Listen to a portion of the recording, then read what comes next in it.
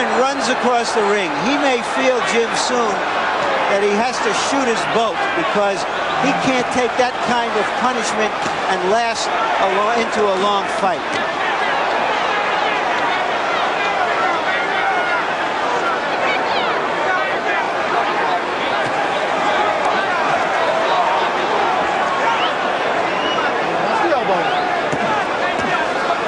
The smoke you see in the background is from a smoke bomb under the stands near the ring, which has apparently been detonated. Neither fighter seems to be aware of or bothered by the smoke.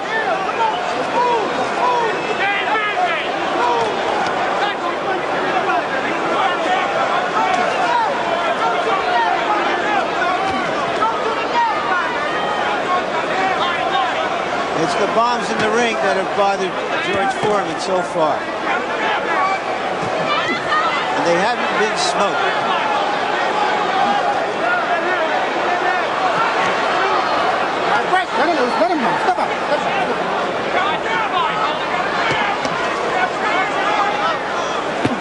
Holyfield ripping to the body, doubling up on the jab at times. His dominance seems to be increasing, certainly in terms of the number of punches landed. Foreman was busy mostly in the last minute of round 2. In round 3, he took a beating, particularly in the last 30 seconds.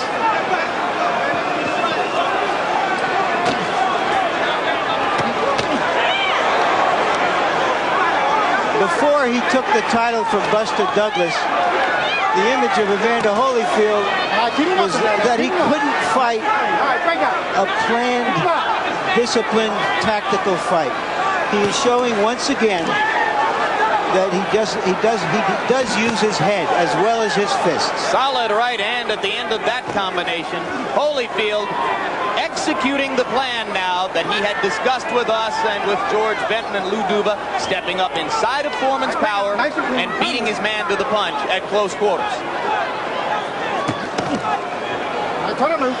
Let him go. Come out.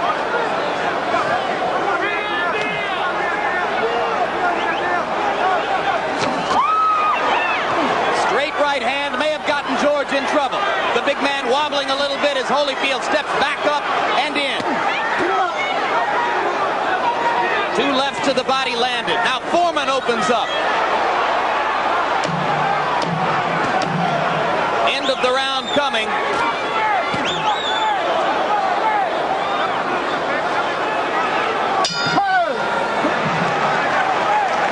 And Foreman is starting to show, I believe, some fatigue. Harold Letterman, how do you see the first 4 rounds? Larry, I've got it 40-36, 4 rounds to none in favor of Evander Holyfield. To me, it's very reminiscent of the first fight between Michael Spinks and Larry Holmes. I think the Evander Holyfield strategy is the same that Michael Spinks used, and that is punch and get out, move in, throw your shots, and get out. And Holyfield's been very, very effective in moving inside, landing 2, 3, 4 shots and moving so that Foreman can't hit him. All yours. Let's take a look at Holyfield's combinations. A straight right followed by a left. Ties Foreman up.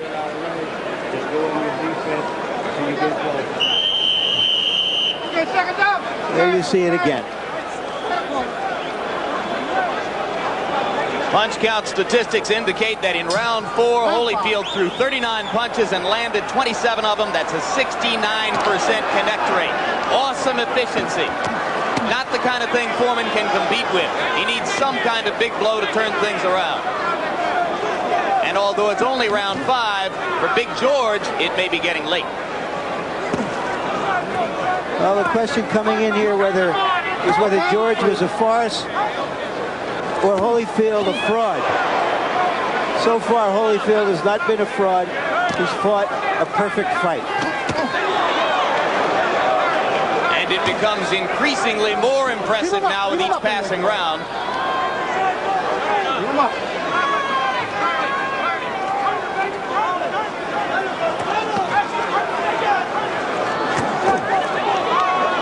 Warning, that's the second time. Keep him up.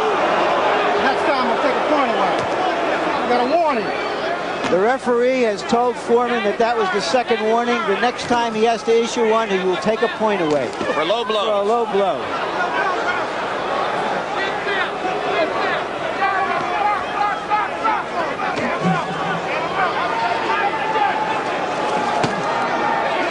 That's good. Keep him up in there. Nice and clean. 2 days ago in the rules meeting, Holyfield's co-trainer Lou Duva complained in advance about low blows, so maybe he was successful in raising the referee's expectations with regard to that one thing. Nice and clean.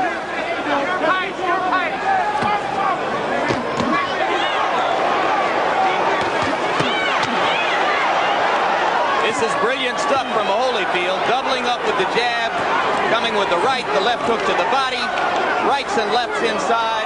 George gets in a straight jab, and another. At some point, the question will be, how much of this does George want to take? He's a man with immense self-confidence who believes, because of his power, that he can turn the fight around quickly. But you wonder, as the rounds go by, whether he's going to say, I've had a great run, I'm making $12 million bucks. Plus. Thanks, folks, and goodbye. Foreman misses with the clubbing right.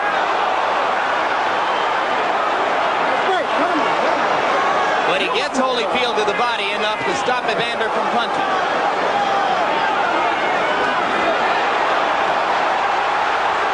And now the crowd comes alive again as Holyfield stops punching and Foreman steps in. Closing seconds of round 5. Could it be George's last hurrah?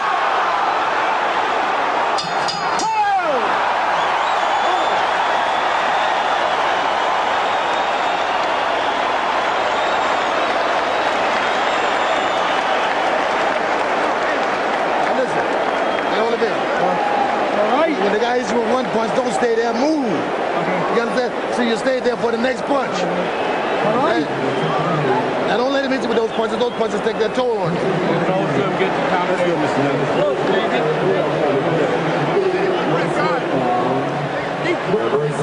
There was no fire in the building. It was merely a smoke. That was George's best shot, but it didn't have an awful lot into it.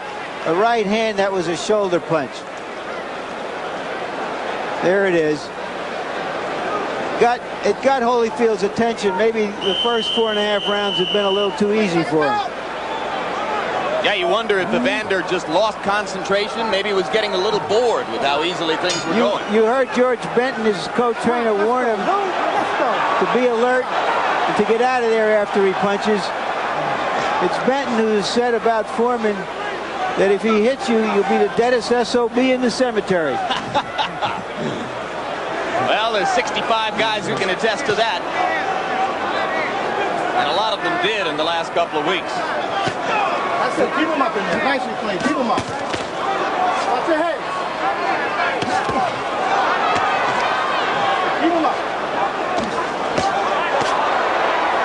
Vicious right to the head and a left to the body by Holyfield, who reestablishes command here at the beginning of round 6.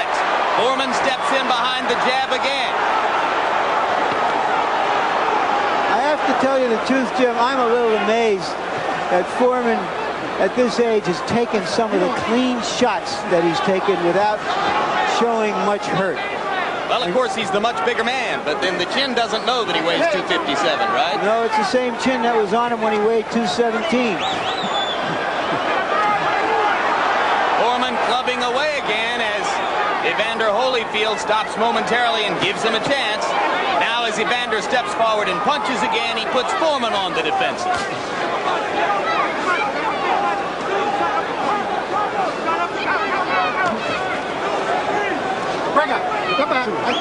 If you're going to wait for Holyfield to get tired, you probably have a long wait, longer than 12 rounds. Several days.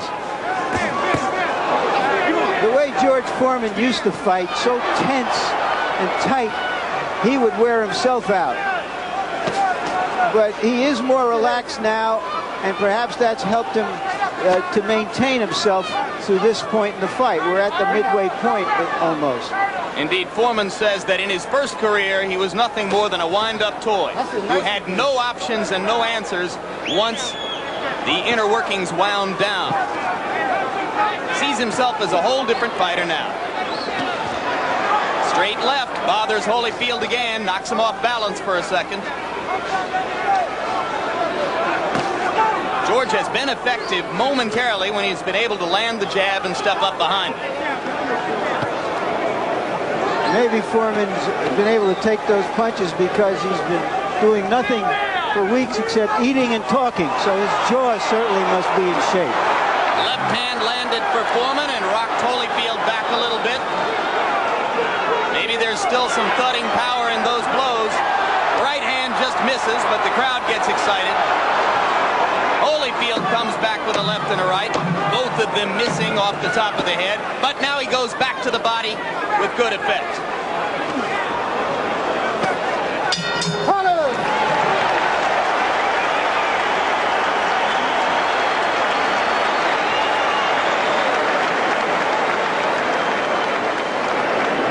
Real good, going real good, going your way.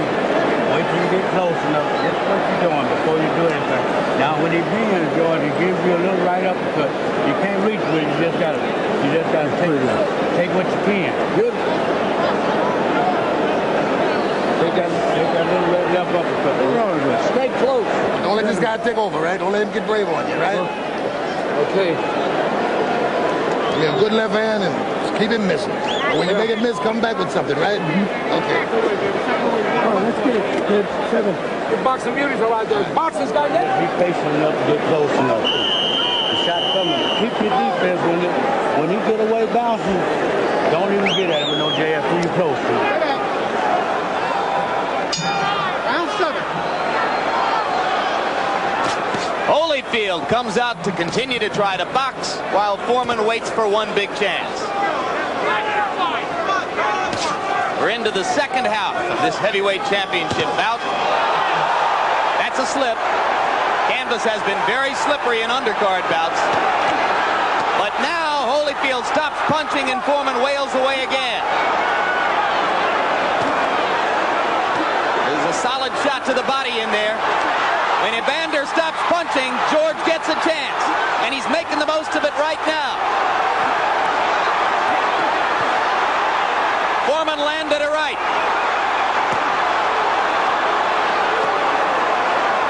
Holyfield's got to get busy.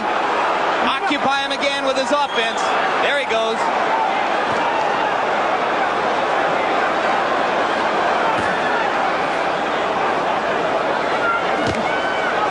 George just missed the uppercut. And Holyfield lands a vicious left to the ribs and a left to the jaw and turns things around again. Another left hook and a right. Will George go down?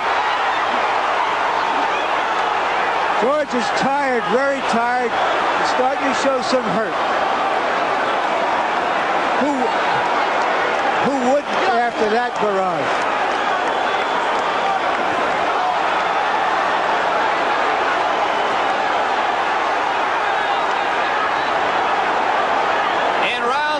This crowd is getting more than its money's worth.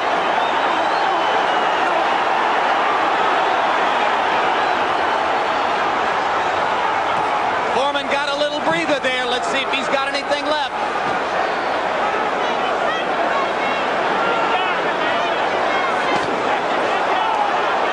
Holyfield with another left to the body. But Foreman continues to plod forward, and now Evander with a 3-punch combination, and George tries to answer.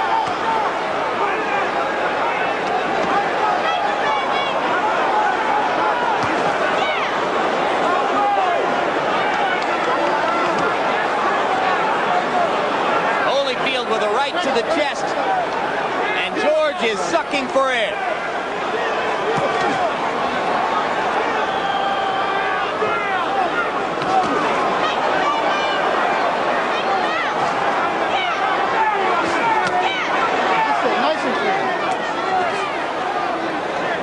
Don't lose. Let him go. Step back. Step back.